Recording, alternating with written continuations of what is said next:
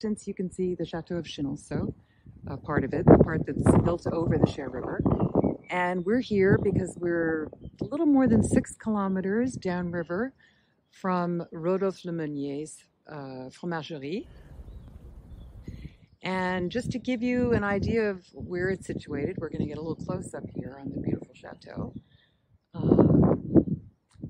And the fromagerie is located in a town called La Croix, the Croix-en-Touraine, because it's at the crossroads of Touraine, very close to Amboise and to the town of Bléré, and really a very central part of Touraine. So I just wanted to give you an idea of whereabouts the fromagerie is located. Springtime in Touraine, the most beautiful season to be here. All the trees coming into blossom.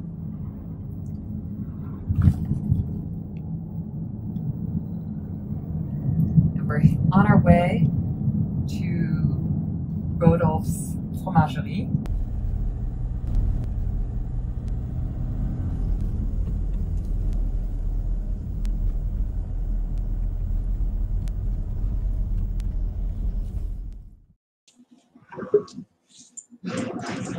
Marvelous, isn't it? So, hello friends, bonjour everyone. Welcome to our episode 26 of Explore France live series. Thank you so much for joining us today. I am your host, Tiana, and I'm so excited today to be sharing this live with you. This is going to be a really special live as we're talking about one of my favorite subjects, cheese. So for those who can't make it to the live, the recording is going to be playing, and you will be able to see this as well. So thank you all for joining us. Again, let me know where you're tuning in from. Let me say hello right now. Who is tuned in? Let's see. Can I get some of them pop up on the screen?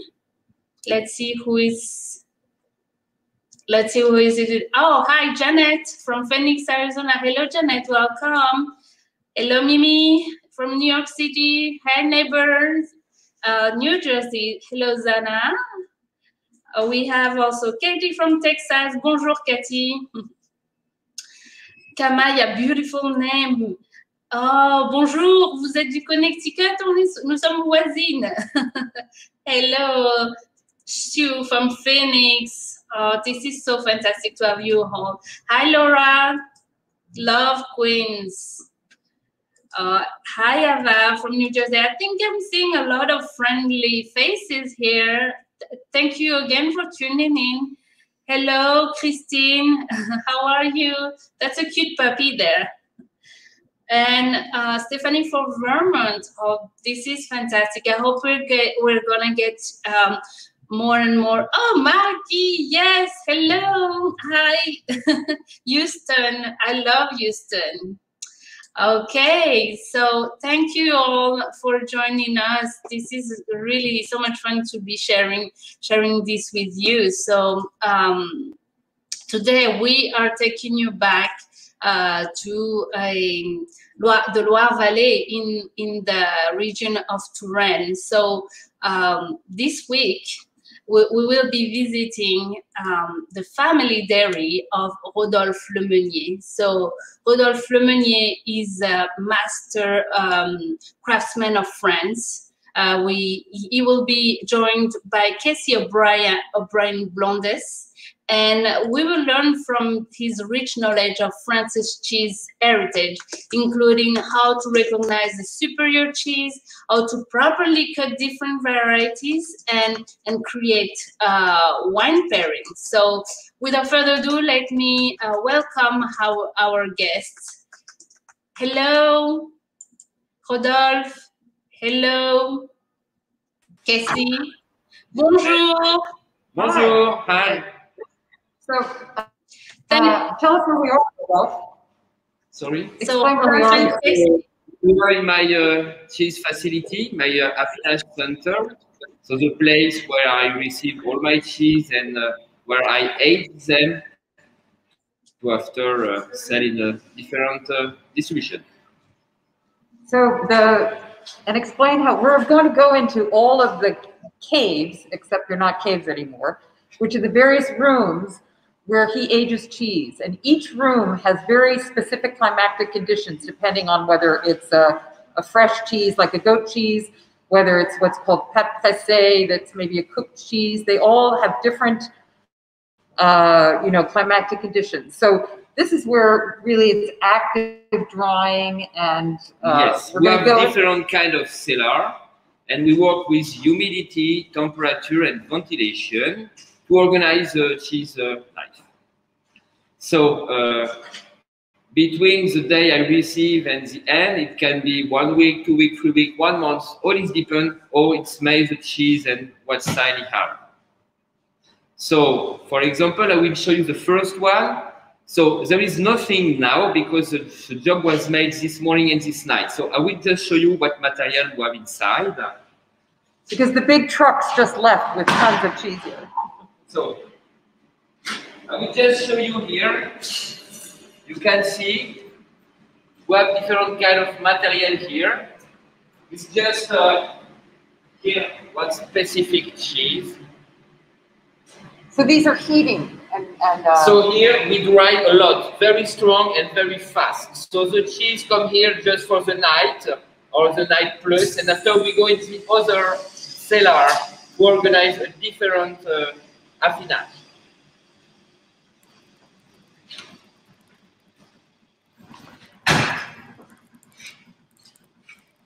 This one's called the ripening room. So that one, less ventilation, less humidity, less temperature. So we're beginning to fold some cheese here. Like you can see, we have a little machine here for ventilation, and we're beginning to have some cheese. So for example, the cheese will arrive fresh like that, okay, with no rind. And these are all, aren't these all goat cheeses? Only goat here. I think they're all fromage de chèvre, goat cheese. And after, you can see, you will have the rind after 2, 3 days, 1 week. What is depend, what is temperature and humidity. You're going to have to get used to seeing Rodolphe do everything with his hands. And he can explain to you why that's not a problem.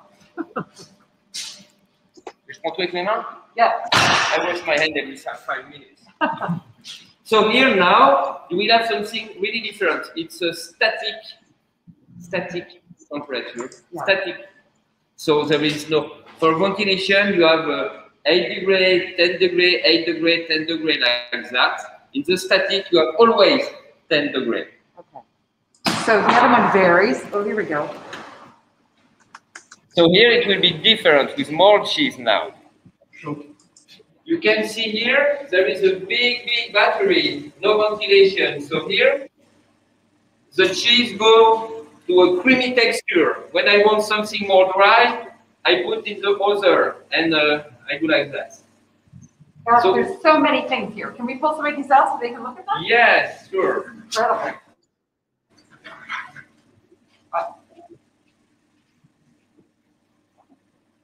So why is this one on a leaf? Tradition. Tradition. Doesn't affect the taste? A little bit. So it's a châtaigne. What's châtaigne? Châtaigne, exactly. So here you can see also the traditional Saint-Maur-de-Touraine.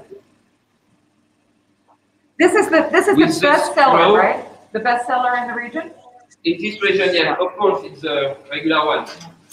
So you can have also, for example, here, pyramid. Another form. You can have here, for example, couronne de Fontenay. The got donuts. Here we have very different ones. So Rudolph, what's the one here that has the design on it? Oh, it's for marketing. It's for marketing. I learned a lot on US market, you know. Oh, okay. So for example, this one is very nice. What's that called? Okay, with Occitan. And what is the bowl? What is that? It's spices? Yes, exactly. Is it curry or what do you put on it? The mix with curry curcuma. Curry and curcuma. Okay. Okay, so here the cheese can stay 2 weeks, 3 weeks more, no problem. So, Tiana, if anybody has any questions, they can ask, yes. Right? Yes, we have Dixie. Dixie is asking if we can get a list of his cheeses and also if they are sold in the US. Let me know. Yeah. I don't get it. Okay. Somebody wanted to know, can they get a list of all these cheeses? Okay, so we will send you soon. My export assistant is beginning to write all the cheese we have on the table on the next one. So we will have a complete list, and it will give me also the store location where there is my cheese on USA. So this is my favorite room. This is where all the brie cheese is in here. This is it's called the bloomy rind, which is the soft, downy, really like, baby's hair. It's so here, soft. like you said, it's bloomy one. So this is a cheese like camembert, like brie de meaux, like brie à Savarin, like chaours, for example. Here you have a specific brie à Savarin, triple cream. Oh, triple cream, that sounds delicious. Casey? To reply to the question, yes, we taste in each stage. But with the training, we know with our age if the cheese go wrong or not. Okay? So here we have, for example, for traditional camembert. Delicious. So it's raw milk. Sorry, I can't export in USA. Yeah. This one, oh, why? Why can't you export? Because there is some different law on US market like in France, and for the soft cheese, it need be pasteurized to go on US market. And this soft cheese is a French traditional AOP, and we can't make it with pasteurized, so I can't export this kind of camembert. We export some camembert, but not the camembert de Normandie DOP. And the brie that has the truffles in the middle? Just to reply to the question, to eat a French cheese, the best of is a regular baguette. A crispy one, fresh and crispy baguette. That's enough. It's perfect for the cheese. Don't put too much bread with too much color.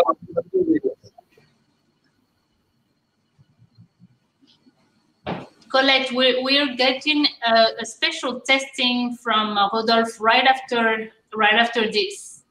We have a very nice brie.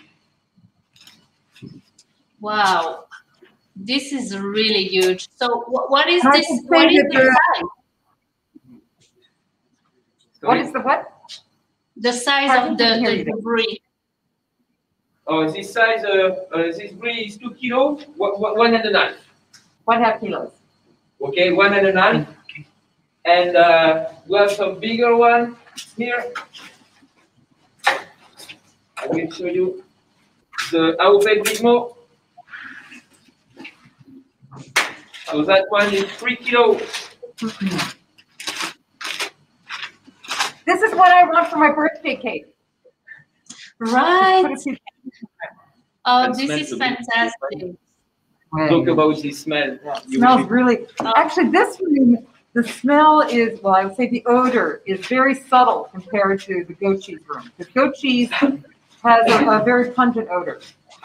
Not always when you're tasting, but it does in the affinage. It smells quite strong. Rodolphe, Casey, you were talking about birthday cake. I remember, I mean, a couple of years ago for my brother's wedding, that they made a cheesecake for their wedding. Can you do that? It was so beautiful. It was like a pièce montée of cheeses. Yes, we can make a pièce montée only with cheese, with some full piece, with some little slice, and we can do something very wedding. Yeah. This is the king of preparing and presenting cheese. He's won a lot of prizes for that. That's what he's best at. To reply what kind of cheese provides the milk, all is depend what cheese we talk about. And effectively, a cheese has enough taste, so you need just the bread, the regular, simple bread like baguette, whatever the cheese you eat. It's like a cathedral when you make pairing. You have cathedral, you have the floor, is the bread. After you have the wall, it's the cheese, and you finish with the roof, is the wine.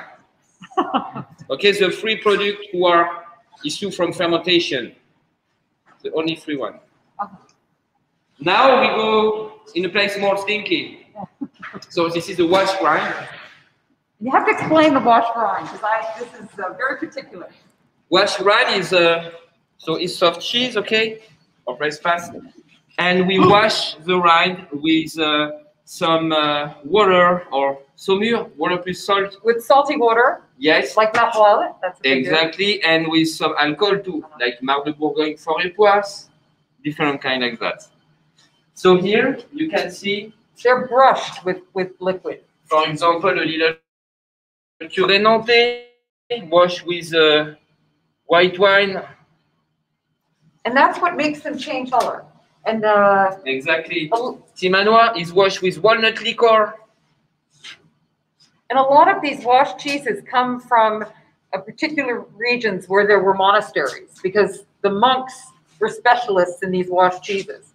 So Pont-l'Évêque and Maroilles and Munster, which actually means monastery. Here we have a Janotis wash, and this cheese have just 1 month and a half, and after 4 months affinage, the cheese is like that. So what's the yellow? The yellow is a mucor.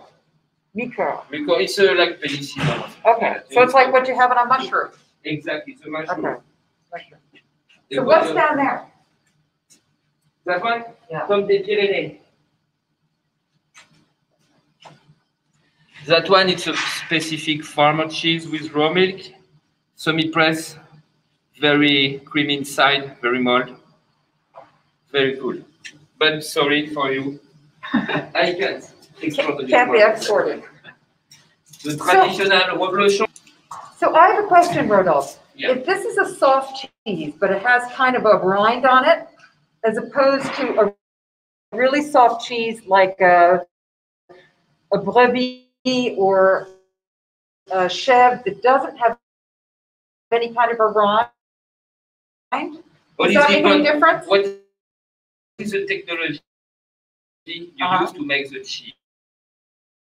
Yeah. And after, give a big rind, a small rind, all is different. Or you make your cheese, you will grow some kind of mushroom, and if you are in another temperature, it will be for another one. Okay, what is different? This is the mix. So these here that have a little bit of, they seem to be a little deflated and they have a little bit of mushrooms.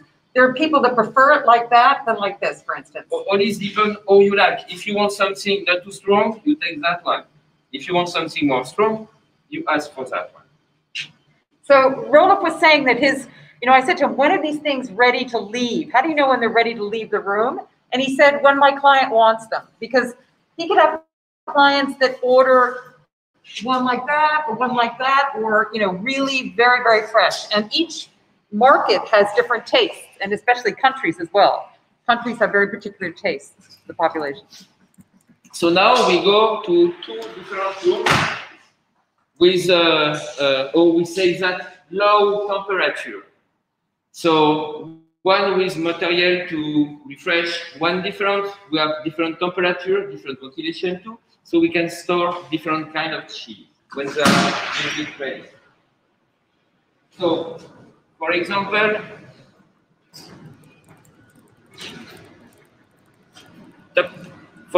here you can see all the cheese when we cut it. So in another room we have all the big cheese in affinage. So after we cut, and we store at 5-6 degrees. This kind of cheese here, for example,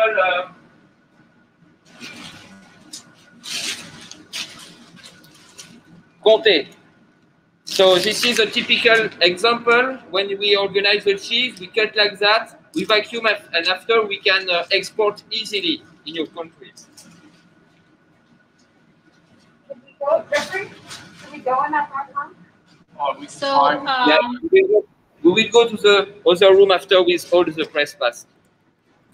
okay, so Steve is asking how many. In my facility, we have around 400, 500 kind of cheese on a year. Not all in the same time, because some cheese is depend of the season.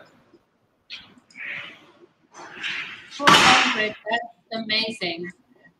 We go to the big one. We can try and go with this camera. Yes. We'll try and go with our other camera back to the room, which is beyond this cold area. But it's a little tricky because we're indoors. A lot of these lives take place outdoors because the transmission is very easy. But we'll try and see if we can get back there. Just to reply to a question, to sell my cheese, I have my own store here with some truck who go to the farmer market. We sell our cheese also on the French market in different kind of store chain or independent one. And I export also a lot. I'm based in Rungis for a part of this business, and we export, of course, to USA. We export in Canada, Australia, Asia, a lot of in Tokyo, Hong Kong. So, and also in Europe, of course. Oh, the delicious beurre de Barat. Welcome. So, no, the butter is not made here. We made the butter in another place, and after it arrived here. Here, I made nothing, only age or distribution. No, we don't eat meat. Not enough people for that. So we move that one. Okay. So I will bring you now in the cavern d'Ali Baba. You know that in The Cavern of Ali Baba. Okay. Come on. Fantastic. So while they're moving to the next room, we want to show you a short video of what actually the town of Tours, where they have a beautiful market, indoor market, and Casey brought us there earlier. So we're going to play this for you while they're move on to our next segment. We are in Tours, which is the capital of Touraine, a very historic city. And although you wouldn't know from the building behind me, we're actually sort of in the historic center of the city. And what you see behind you is the marketplace of Tours, which was a building built in 1980. And it's very much like Les Halles in Paris, the one that existed until a few years ago when it was knocked down. The reason we're here is to go see the cheese stall of Rodolphe Le Meunier, who is the master cheesemaker in this region. And he has a pretty big boutique in there that's open every day. And it's a fun way for you to see, other than you're going to visit his fromagerie, where he ages cheese and makes cheese. But this lets you see the end product, and you'll be pretty amazed because it's a fantastic array of cheeses and butters and creams and everything else that a cheesemaker does. So I'm going to put on my mask to go inside.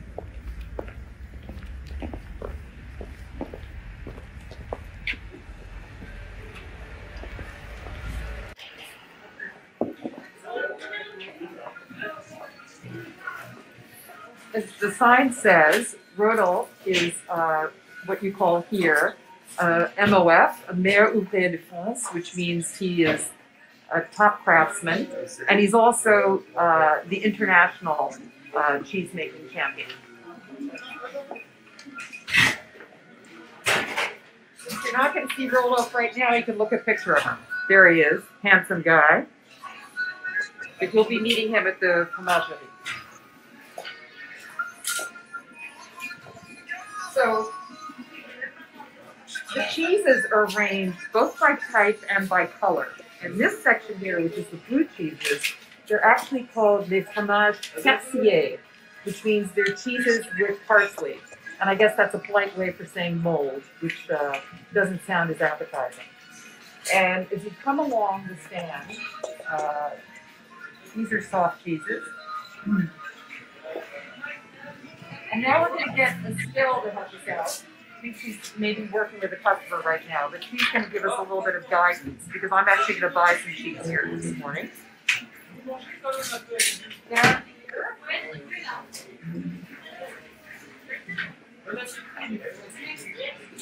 These are Italian cheeses, actually, because Rodolphe has cheeses from all around Europe. So there's a variety. I think that might be a Spanish one. Here we've got what they call pâte dure, which are the Alpine cheeses. You know, things like Beaufort and the all-time favorite, which is Comté.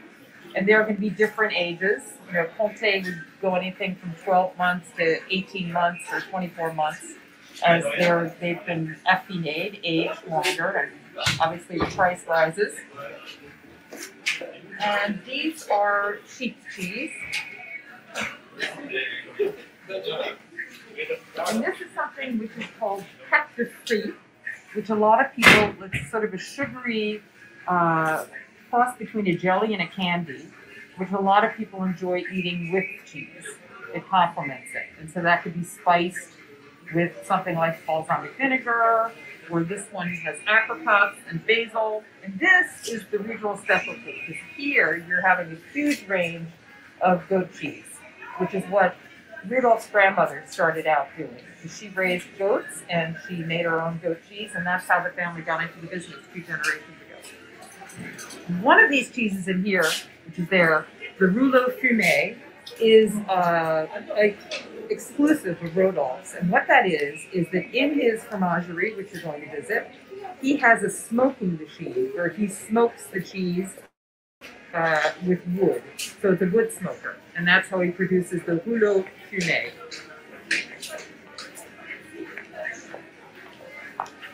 And a lot of these cheeses are native to the Touraine region. And you'll see this one says Valençay. It's because Valençay is produced in farms that are right around the Chateau of Valençay. Probably the most famous one and the most popular is the Saint-Maur de Touraine, which is produced in the town of Saint-Maur and around Saint-Maur. Hello. So I want to get I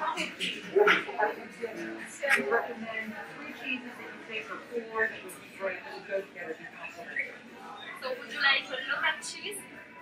I would love to have a chèvre because that's my favorite. There are others here that I've never seen before, so I'd love to try something that I would probably have to see. Okay.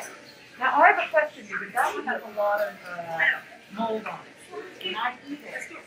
Can I take it off, or how does it very crispy? Yeah, I'm good.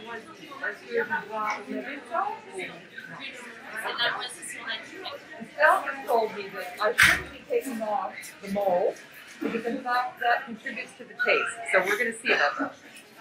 I'll take one of those.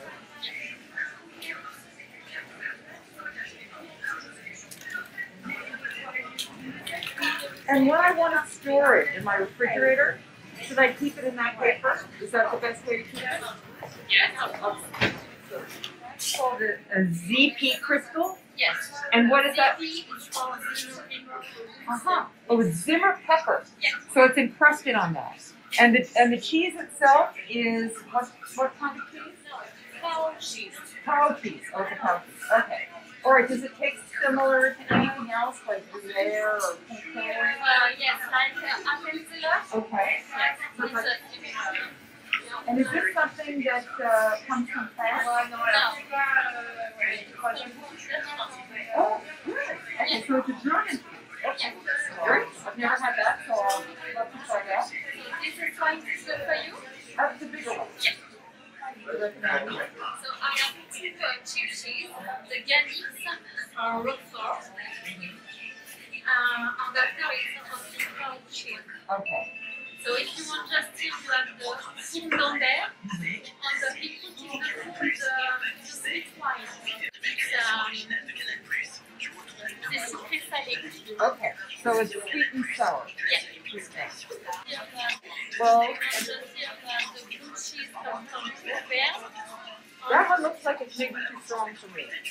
That has a strong taste, that one? Yeah. Okay, maybe too strong for me. Yes, because you have the perfect cheese. And what is the blue dip? Yes, it's a sweet of the cheese. So it's like gorgonzola? No. No? It's like Rudolphe, but c'est plutôt en tome. Okay. So it's softer. Yeah. Okay, well, I'll take what you recommend as long as it's not too strong. This one. Okay, all right, let's go for the Denny. And where is that from? It's from the Pyrenees? Yeah. Okay. Perfect. And so what's your favorite cheese? I like the strong cheese. And my favorite is maroilles. Oh, I know what that is. Yes, I like it. Okay, so show us the maroilles. So this is my favorite. And why do you like that one so much? I like this with the potatoes and onion. And this is the perfect cheese. Uh-huh. And have you always liked that, or did you start liking it when you started working here? Non. Tu as toujours aimé ça? Oui, oui, oui. Mon papa habite dans le nord de la France. Ah. Et du coup, c'est un Oh, fromage so it's familial. sentimental. Okay. So Estelle's father is from the north of France, so she has a sentimental attachment. Okay, well, I'll take it now. We're just going to finish up. Maybe you can tell us a little bit about the butters. Okay. The butters here are quote "say," which means they're fresh, which means that they don't have a shelf life that is long. You can't keep them indefinitely because a lot of cheese you can keep in the right temperature for a very long time. So all of this stuff, and I remember that Rudolphe told me a few years ago that ironically things that are pasteurized are more likely to be contaminated because things that are raw milk, natural protection, microbial protection, and then there's a misconception that things that are made with raw milk, you're more likely to get some kind of a food poisoning, which in fact, you're just as likely to get it with something that's pasteurized. Is that correct? Yes. Now here, maybe you can tell me what some of these things are here. What this is. So this is the cahier de campagne, like to faisselle. Okay. And after you have fromage blanc. Which is eaten more as a dessert, right? Yeah. Yeah. Okay. This is the crème fraîche de Normandie. The best. How do you eat them? So you can eat this with the salt and pepper or the marmalade for the breakfast and for the dessert. Can you put it on bread? Yes, of course. Bonne journée à vous. Okay, well I'll take one of these two, a small one. Yes. And of the butter, Madagascar, was this the one that won the prize? Yes, I think so, yeah. Madagascar. So maybe I should take that one since it was considered the best butter in the world in its category. So this is my favorite. Too. Oh, okay. So it's flavored with Madagascar wild pepper. Yeah. Okay. All right. Well, I think I'm just about done. So thank you very much. I just wanted to take a quick round because Estelle was telling us that there are close to 400 different cheeses being sold here on any given day. So that's a pretty phenomenal amount of cheese. When you think that every Monday they have to clean the whole place out and reset everything up again. So this display is redone once a week from A to Z.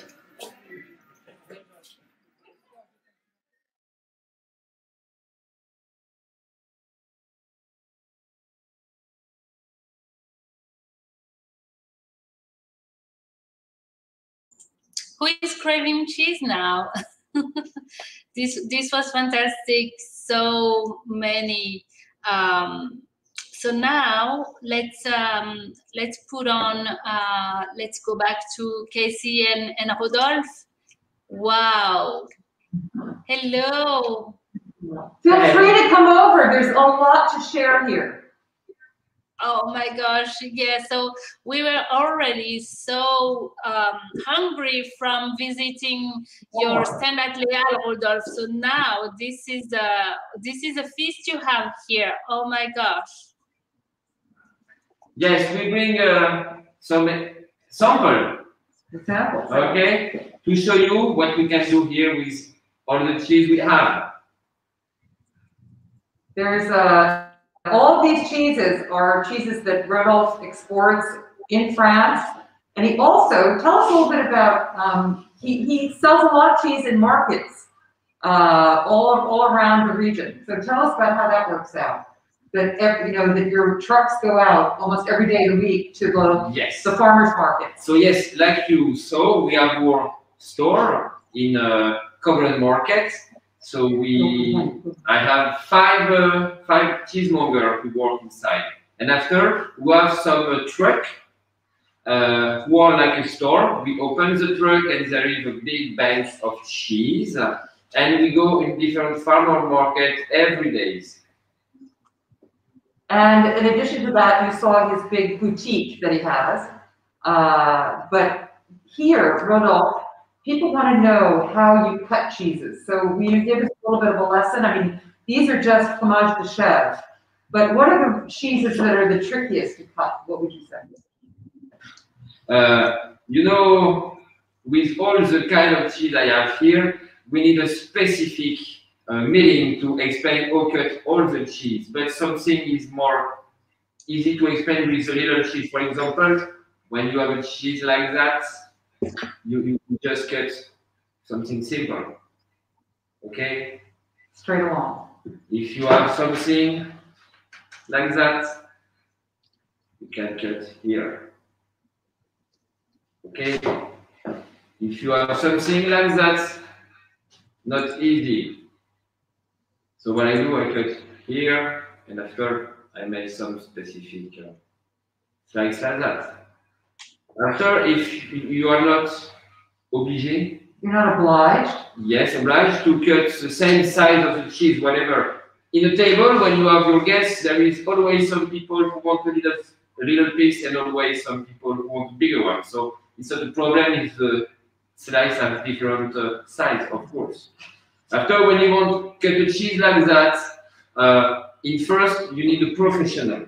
You will use professional machine and material to cut, and after you will have a little slice, and you can cut easily all you want.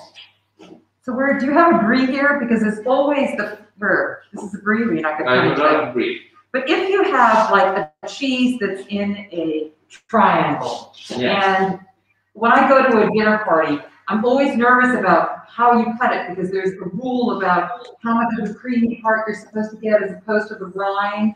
Can you give us a demonstration of how, if you have a slice of brie, what you would do? You want Can we actually cut one here? It's too big now. Oh, it's too big?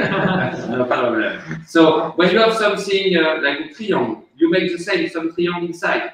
Okay. Like I said, whatever. There is some little one, some bigger one. Whatever. On the table, there is always people for a little slice and for a big slice.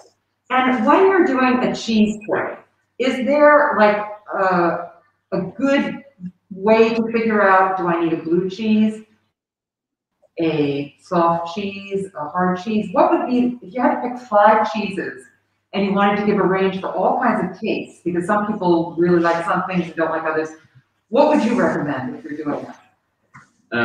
What I recommend, yes, you need to have the 5 technology, of course. So press, pass, semi-press, bloomy, wash, and like the goat cheese. Okay, so give us an example of a cheese that people might know for each one of those. So for example, if you want to improvise a little cheese board here, you can put is there a board here?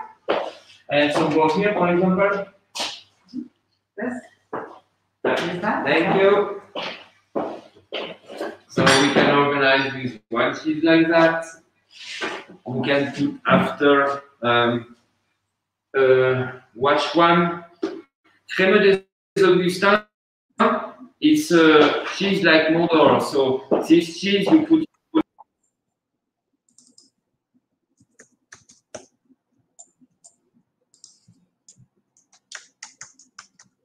Oh, I think we have briefly lost connection with them. Isn't this spread amazing? I'm wondering how many cheeses we must have on this table. Just cut it off. No, I'm Casey, can you hear us? Yeah, I can hear you. Perfect. Okay. So what is this one? Tom fermière. Tom fermière. What does tom mean? Wheel. Mean wheel? Okay. And the toms are mostly from the mountainous regions?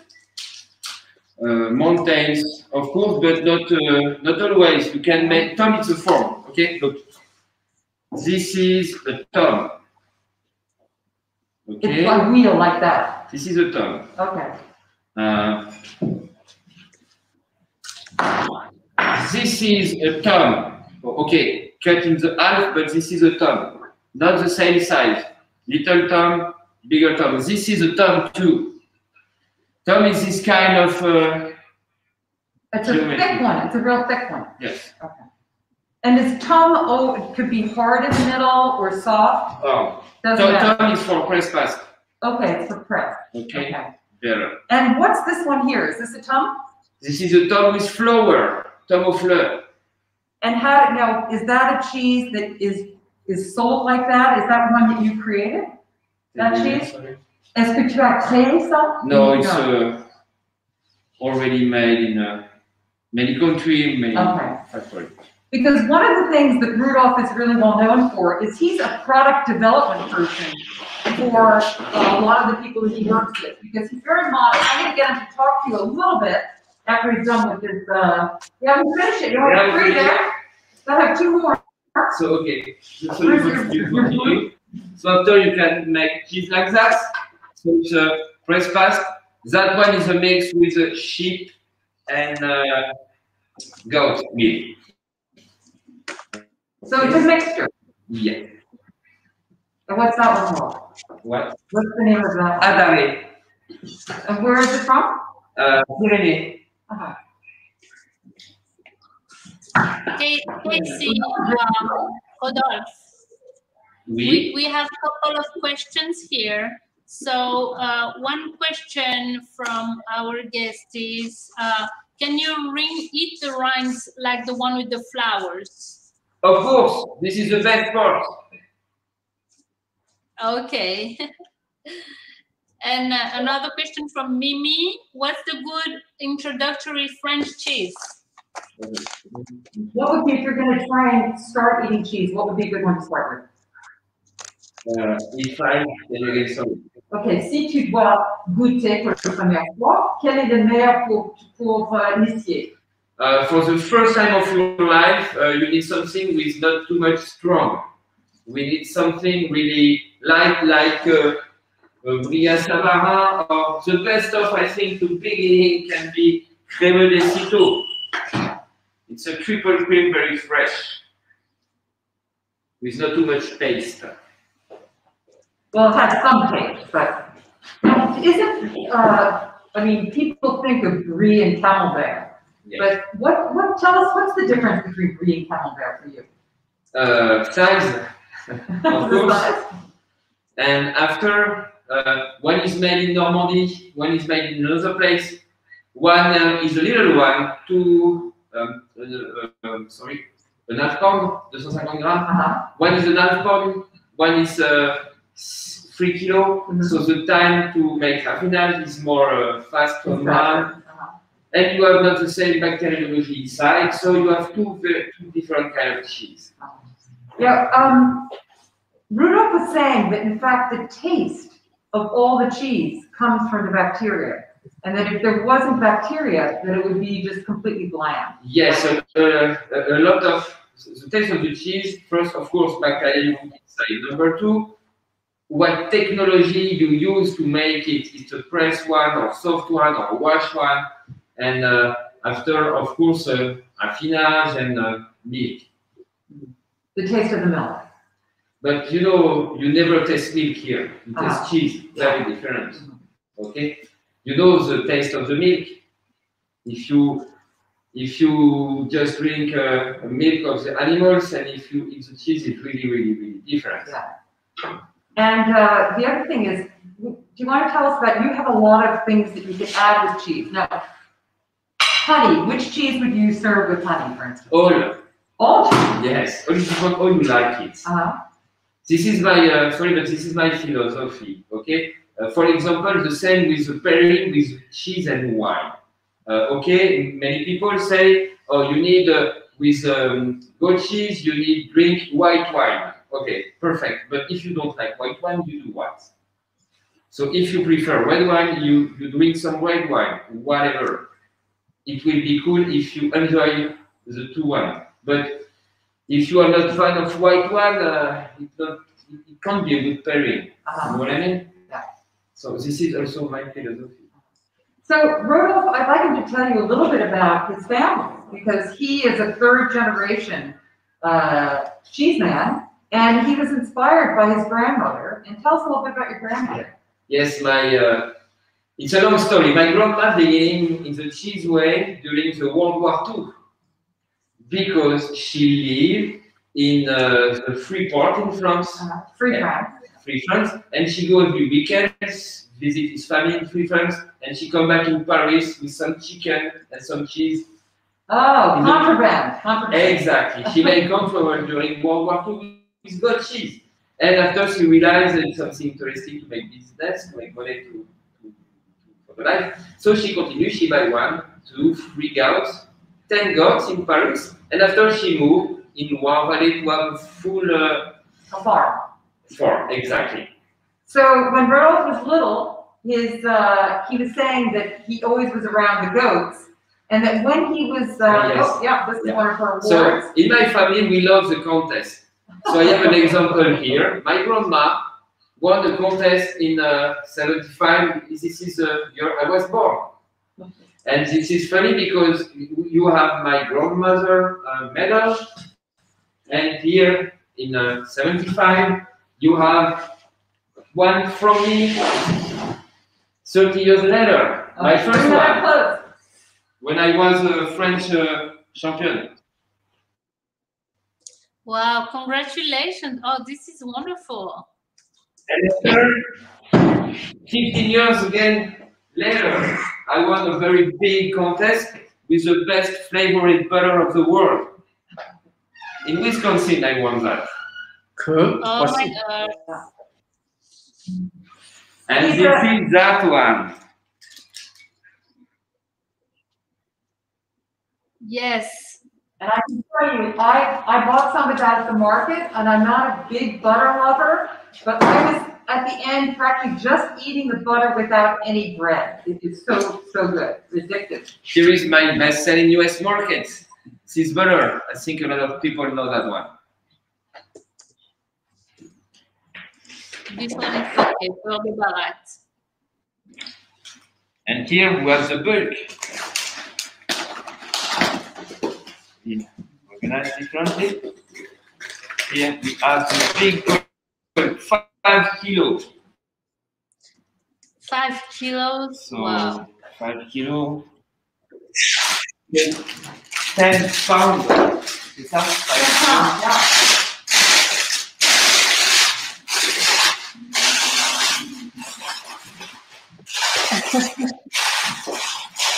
Well, who buys that? Who buys something that's 10 pounds? A hunk of butter with 10 pounds. Who buys it? Restaurants, Look at that, 10 pounds of butter. And how do they cut it up? What do they do? With a knife or a feed. A wire? They take a wire and they say. Exactly. So if I go to the fromagerie and I say that I want some butter, they'll just cut a hunk off of it and then they'll give it to me and they'll wrap it up, and that's okay. And this butter, is this the same source as the ones that are flavored? Same thing, same butter, all same butter. Okay. That one is different because we have a different kind of butter, because here we won't work on the flavor end, so it's different. Does it have a lighter flavor so that you can add things to it? For example, that one is too dry, be very good with flavor. Okay, so you need more water content in it. Exactly. Okay. And Rodolphe, when he was saying that he comes from a competitive family, Rodolphe rose up in the ranks by entering competitions, because to become a maire ouvrier de France, you have to enter a lot of competitions. Of course. And he is constantly raising the bar for himself, and he even founded the, I don't know if you can see there, the Mondial. I think he's got shout out to the badge on here. He founded the Mondial de Fromage, which is a huge cheese fair that attracts cheese producers from all over the world. We have more 40 kind of country who come visit and exhibit on the Mondial du Fromage. But it's also open to you know, people that aren't in the trade. People can come in and taste and discover cheeses. Exactly. And it's you know, attracting more and more people. It's just a sort of special event that you want to go to.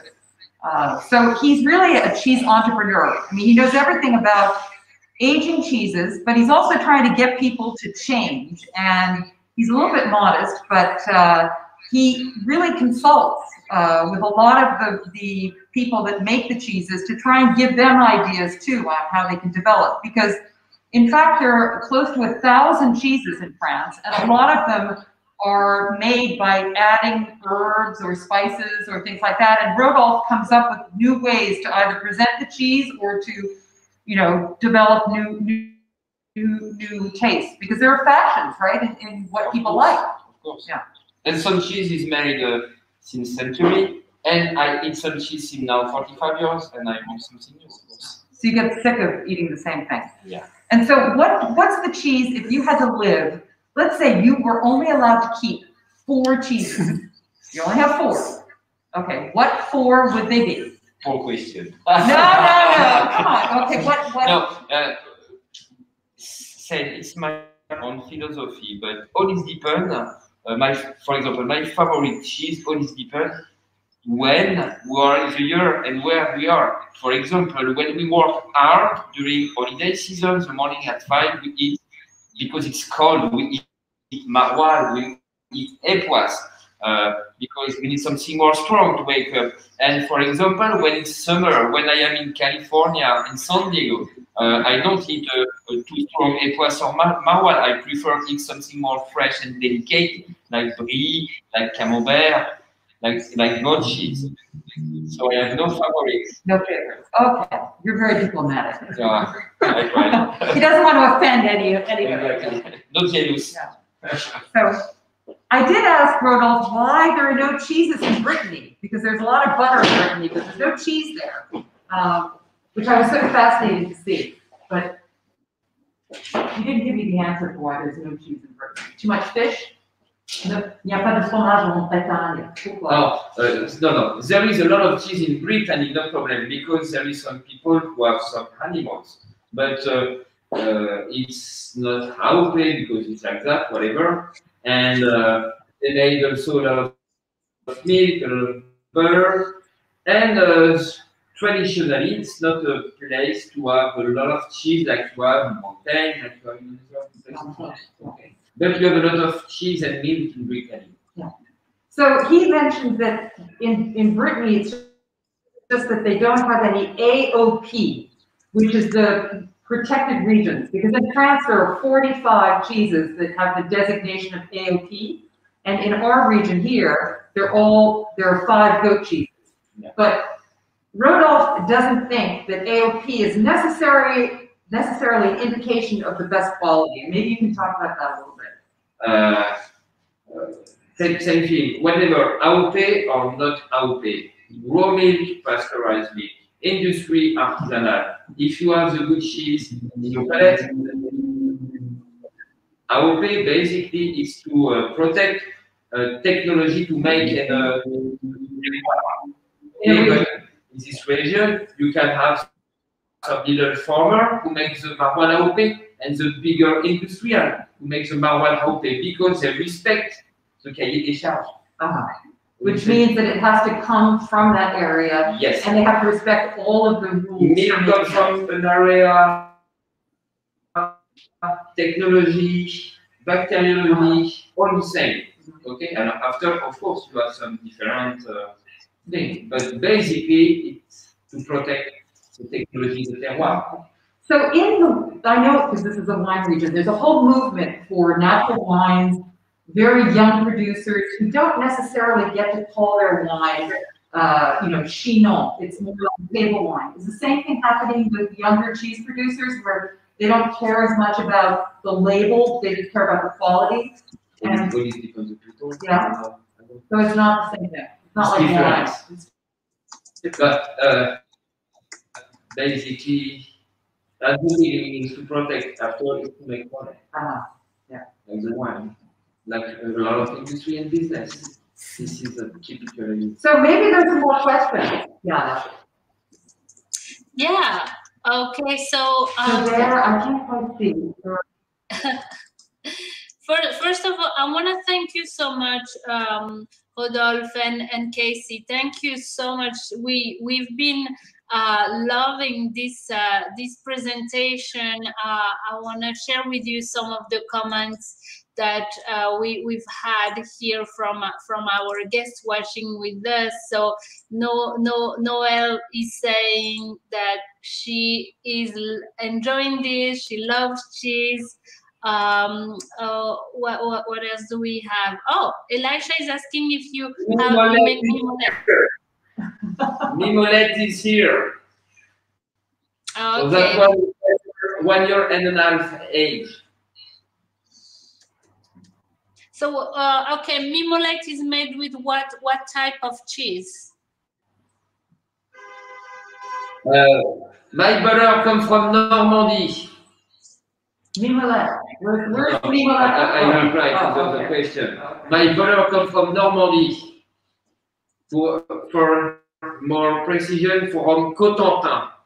And you know, to decide to deal with this butter, I take time to visit all the butter maker in France and to taste all the butter. This one is really specific because it's made in a specific part in France since centuries. So the animal is adapted. You know, it's like Darwin theory. Darwin theory, animal is adapted to a place. The food is adapted in this place for this animal with this specific weather. For example, we have the same grass in Normandy like in Loire Valley, but in Normandy the grass is more open, more large, like here, because sun is different, humidity is different. So all this kind of thing is adapted in century, made the perfect butter we have. So there are a couple of regions that are really famous for butter, and you went to all of them, and then you said this one is the best, and that's the one I want to for me, for you. For my palate, and this is the best. No problem. For my, I have a palate like a lot of people. So when I found something, I figure out a lot of people will love it because my palate is regular. Okay. So we have another question here. So can you tell us again where we find your cheeses in Alors, you can find my cheese in many places: East Coast, West Coast, North, South.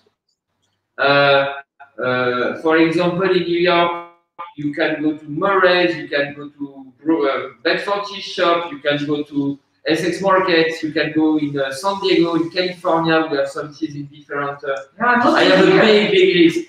He's got it all over Maine. So what we can do, my export assistant will send you the list of the store now, so you can share after all the store where you can find my cheese. I'm having cheese in Minneapolis, in Boston, in Philadelphia, in Rochester. I have cheese in Portland, Seattle, in many places. West Hampton Beach on Long Island. Yes, exactly. We've got Portland, Maine. They're all over. Fantastic. So we'll make sure to share everyone. Yeah, so we have another question from Marianne here. Because why do we have French cheese after the main dish? Okay, many story. For me, I think it's bigger. It's because the food is not enough, so you need more. And the cheese is perfect before the dessert. But we need the traditional like that in France. But now all of that changed. For example, me personally and many people now prefer put during appetizer the cheese like cacahuete or crackers. You know what I mean? That's something you copied from America. Yes, exactly. There you go. I don't see the last question. Sorry. France. Do you have a region, favorite region? France. France is a region. Yes, it is. Okay, your favorite cheese, I know you said you didn't want to share it, but I want to share one that I really like. Is do you have some of those, the Chavignon? At that time of the year, okay, my favorite right now is Adare. This mix with goat and sheep meat. Oh, the mixture from the Pyrenees, the one that's aged 1 year. The taste. I get to taste it, and you can explain what is this specific taste. It's very fruity, acidulate, like kids candy. It's really good. It's super bon. It is very fruity. It's salty. It's definitely salty, but I can't taste. I know it's sheep and goat, but for me, it doesn't. It's not typical one way or the other. It's something different. Yeah. So it's sort of like chemistry and alchemy. It becomes its own thing. It's unique. And so the other thing that I was going to ask is the best wine pairing. For my own and personal one, the best is vin jaune. But you need vin jaune. like vin jaune, okay? What is vin jaune? From Jura. With Comté, with age Comté. Okay. Oh, so this is from Jura, which is the mountains. The mountains, right? Yeah. West, yeah. With Comté. So very good. You have one taste, second taste, and then you mix the two. You have a third taste. Got it. All right. It's like you can do the same with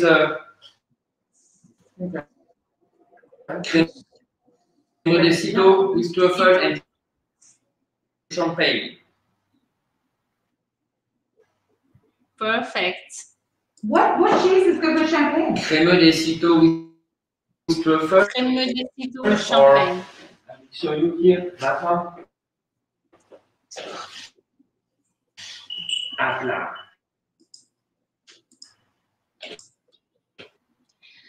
Bourgeon that one, the perfect pairing is with champagne.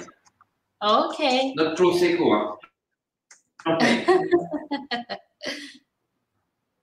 So, Rodolphe has a 10-year-old son who already has his own cheese. Right? Yes, of course. It's named for him. My son. There it is. There. Of course.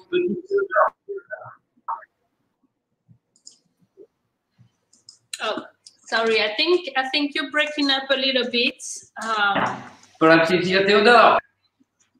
Oh, that's Wednesday is the day when kids get the day off from school. And actually, Rodolphe was telling me funny, in the year that he was in military service, he didn't have a salary. And that's how he. So here is my son Theodore beginning to learn English. In Los Angeles, Chicago, and New York together. C'est quoi ton fromage préféré? Oh, okay. That's because you've got it all at your house, right? Yes. Okay, thank you. Thank you. Thank you. All right. Yes. Okay. Thank you so much, Casey and Rodolphe. This was a fantastic presentation. So I want to remind everyone again where we can find information from Casey and Rodolphe. So Casey, you can follow her bespoke tours on Loire Legends on Instagram, and also on our website. We're going to put our website up in the comments as well. So Loire Legends. And Casey, you want to tell us a little bit about Loire Legends? Yeah, in April, because I do touring, I organized bespoke tours, and a lot of the tours that were about to happen were canceled. So I felt really bad for my favorite region, and I said, well, I've got to promote the Loire. So I started a blog where every week I visit somebody. It's either an historic place, or it's a garden, or it's an artisan, or it's a vineyard, or someone like Rodolphe. And I do a short story, 320 words with my own pictures. And it's a little love letter that I send out once a week about the Loire Valley, hoping that people will come back here. So it's just a region that has so much rich culture, and both contemporary and historic. So it's just really highlighting. Thank you so much, Casey. Having lived here for 30 years, We'll put your information. I've become a tourangelle, is what they call it. A woman from, you're a tourangelle, and I'm a tourangelle. So that's what Loire Legends is. So I'd love it if you look at it and follow me. That would be fun, and then you'll get to learn a lot about this region, which is a pretty remarkable region. Okay, thank you. And again, we have put information from Rodolphe in the comments, but I will share it again here. So go to rodolphelemeunier.fr to learn more about his cheeses. Oh, hello, where's everyone? There we go. Yeah, to learn more about his cheeses, and I think, you know, you can also get more information on the events page. We've written down every single contact information for Rodolphe as well as Casey, if you have more questions about Rodolphe Le Meunier and Casey's tour. So thank you again, everyone, for tuning in with us today. Thank you so much, Rodolphe and Casey. And we'll probably be back in the Loire Valley soon with Casey. We'll start thinking of new of other wonderful things to discover there. So we'll see you next Wednesday. Thank you, everyone, and au revoir.